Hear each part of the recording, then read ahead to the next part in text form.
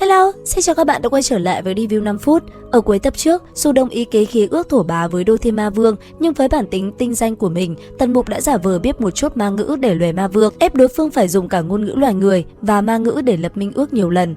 Thông qua sự đối chiếu thông minh như giải mã mật thư, Mục Tặc đã học lỏm được phần lớn ma ngữ. Cuối cùng, nghi thức hồn quy lai hề, thổ bá cửu ước được thực hiện. Khi Tần Mục đọc theo lời thề, hồn phách hắn bất ngờ rung chuyển trước ánh nhìn của một thực thể vĩ đại. Hắn nhìn thấy một dòng suối vàng rực rỡ, uốn lượn chín khúc dưới đáy vực thẳm bóng tối, đó chính là Hoàng Tuyền, nhưng thực chất lại là cặp sừng khổng lồ của thổ bá, vị thần tối cao cai quản cái chớt. Minh ước được thiết lập trên chính cặp sừng này. Đô Thiên Ma Vương cười ngạo nghễ vì hắn chỉ dùng một tia ý thức để ký kết, nhưng Tần Mục cũng không vừa khi thú nhận, định gọi ma ra để tiêu diệt bớt cho đỡ phiền. Trước tình hình ấy, cả hai tạm thời đính chiến. Tần Mục sẽ chế tạo một thân xác cơ quan cho Ma Vương trú ngụ, đổi lại Ma Vương phải dạy hắn tiếng Udo.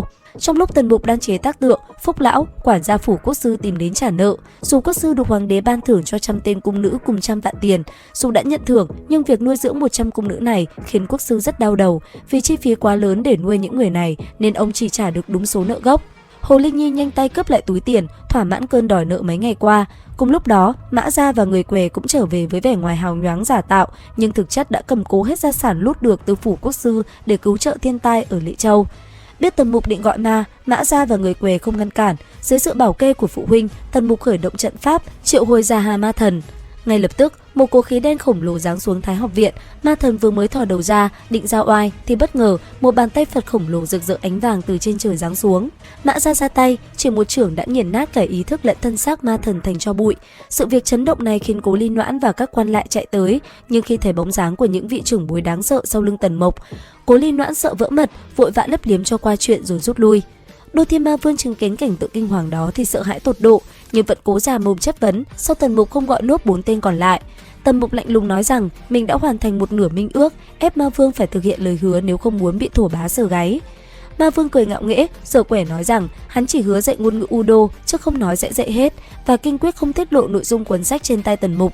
Cuối cùng, hắn miễn cưỡng dạy một câu viết trên cánh cửa có nghĩa là cánh cửa khôn nguyên. Hắn cố tình phát ra một thứ âm thanh kỳ dị, vặn vẹo vọng ra từ hồn phách để làm khó Tần Mục, tin rằng sinh linh hạ đẳng dùng thanh quản không thể nào học được. Nào ngờ, Tần Mục ngay lập tức nhận ra mấu chốt, dùng hồn phách phát âm chuẩn xác khiến Ma Vương dùng mình cảnh giác.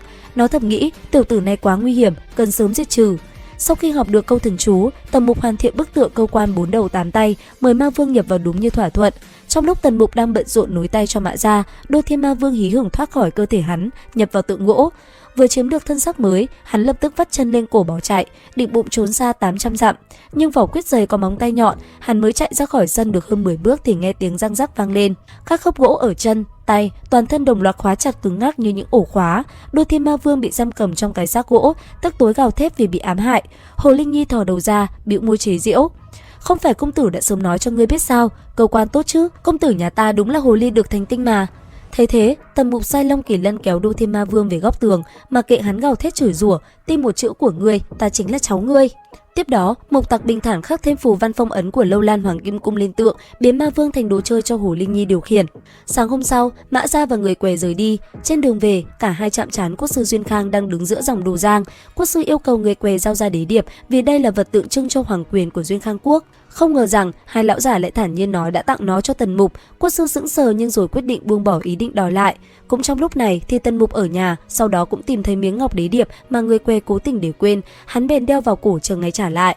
Có được câu thần chú từ Ma Vương, Tần Mục thử nghiệm mở cánh cửa khôn nguyên, cánh cửa mở ra một không gian bóng tối vô tận. Hồn phách Tần Mục tò mò bước vào, bất ngờ bị một ông lão chèo thuyền bắt đi.